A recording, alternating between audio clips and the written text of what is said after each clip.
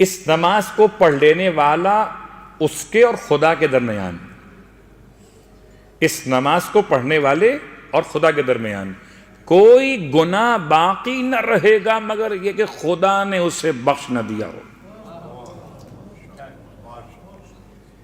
کوئی گناہ خدا اور بندے کے درمیان باقی نہ رہے گا مگر خدا نے اسے معاف کر دیا ہو، اور جو وہ اللہ سے حاجت طلب کر رہا ہوگا پروردگار اس نماز کی برکت سے اس کی حاجتیں پوری فرمائے گا۔ بسم اللہ الرحمن الرحیم۔ تو نفس کی پہلی قسم نفس امارہ، نفس کی دوسری قسم کہ جہاں پر نفس لوامہ یعنی ملامت کرنے والا نفس۔ روایت کے اعتبار سے ہم بات بعد میں بیان کرتے ہیں، پہلے آیت پڑھ لیں۔ سورہ مبارک قیامت، لا اقسم بیوم القیامہ، آیت نمبر 1، ولا اقسم بالنفس اللوامہ، قسم میں قسم کھاتا ہوں، خدا کہتا ہے قیامت کے دن کی، اور قسم کھاتا ہوں نفس لوامہ کی۔ نفس لوامہ کون ہے؟ اگر آپ مجھ سے پوچھئے اردو زبان میں آسان الفاظ میں، تو میں کہتا ہوں کہ ارتکاب جرم پر جو ٹوک دیتا ہے ضمیر، در حقیقت یہ امام عصر کی آواز ہے۔ نفس لوامہ کیا ہے؟ ارتکاب جرم پر جو ٹوک دیتا ہے ضمیر، در حقیقت یہ امام عصر کی آواز۔ صلوات پڑھ لیں محمد و آل محمد۔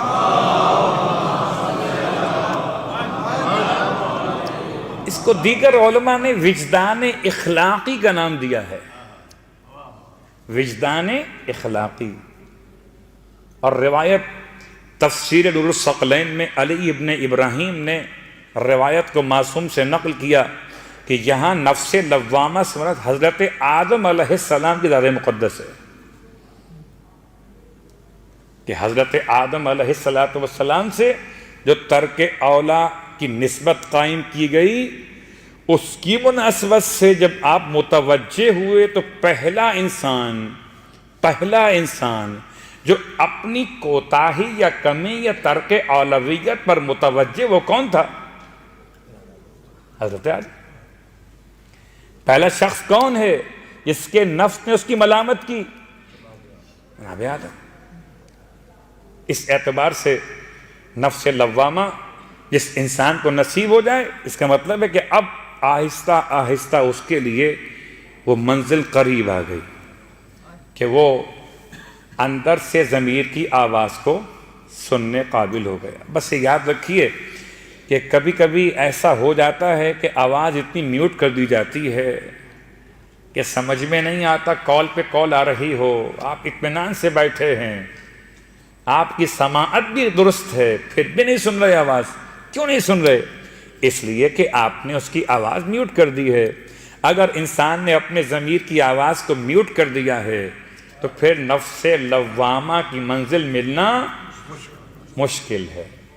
ہاں، اس لیے اندر سے جو آواز آتی ہے سنیے، وہ کہتا ہے روز آپ سے نماز پڑھ لیجئے، آپ کہتے ہیں ابھی تو ٹائم باقی، صلوات پڑھے محمد و آل محمد۔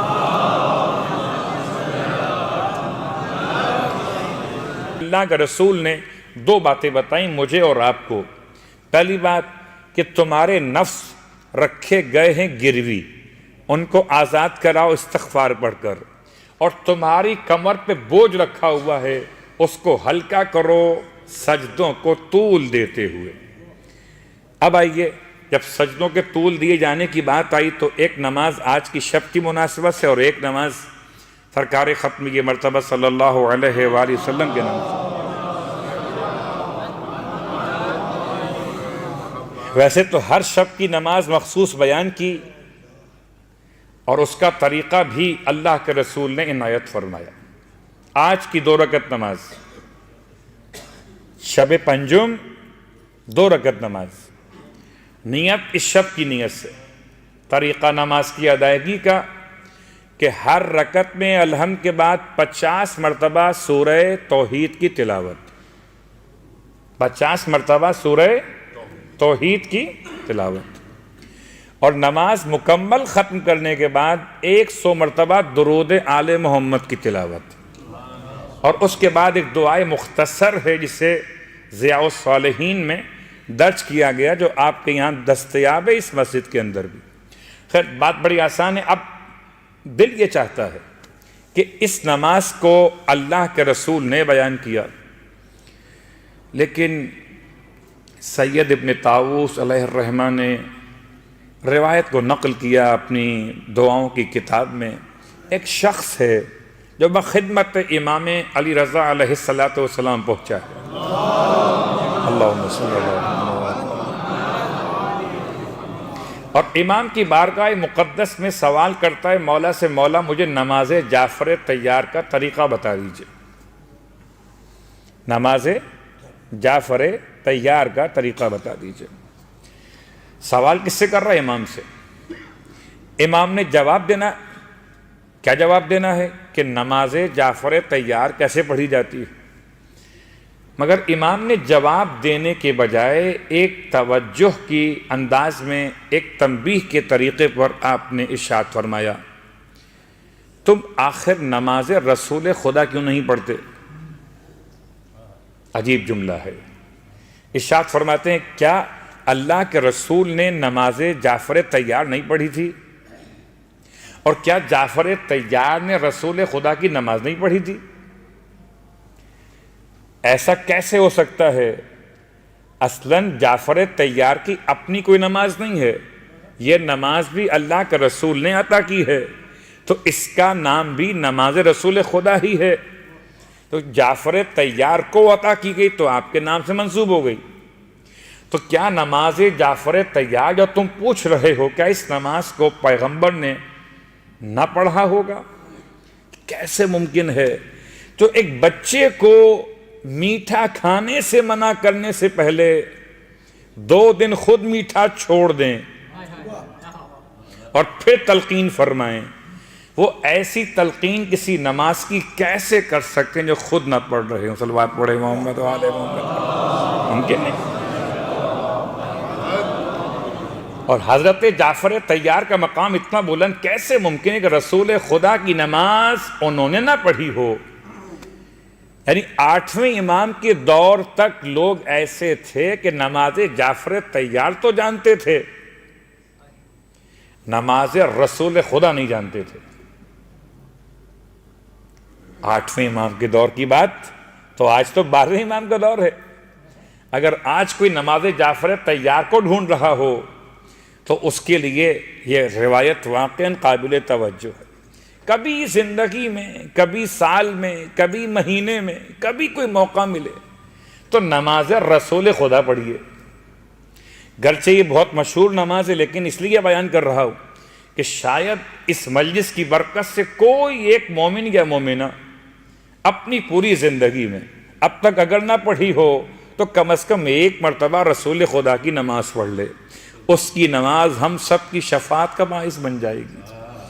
کوئی طریقہ ہو پیغمبر کو یاد، صلوات پڑھے محمد و آل محمد۔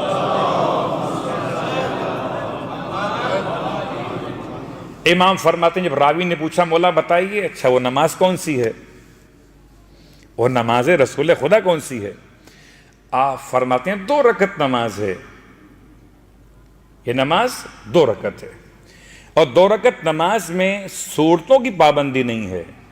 الحمد کے بعد کوئی ایک سورہ پڑھ لیجئے، اس کے بعد حالت قیام میں 15 مرتبہ سورہ مبارکہ انا انزلنا، حالت رکوع میں 15 مرتبہ سورہ انا انزلنا، حالت رکوع سے اٹھنے کے بعد جب کھڑے ہو جاتے تو 15 مرتبہ سورہ انا انزلنا، پہلے سجدے میں 15، پہلے سجدے کے بعد 15، دوسرے سجدے میں 15 اور دوسرے سجدے کے بعد 15، ہر ایک مقام پر 7 مقامات میں سے 15 مرتبہ سورہ مبارکہ انا انزلنا کی تلاوت، رکعت اول میں بھی اور رکعت دوم میں بھی۔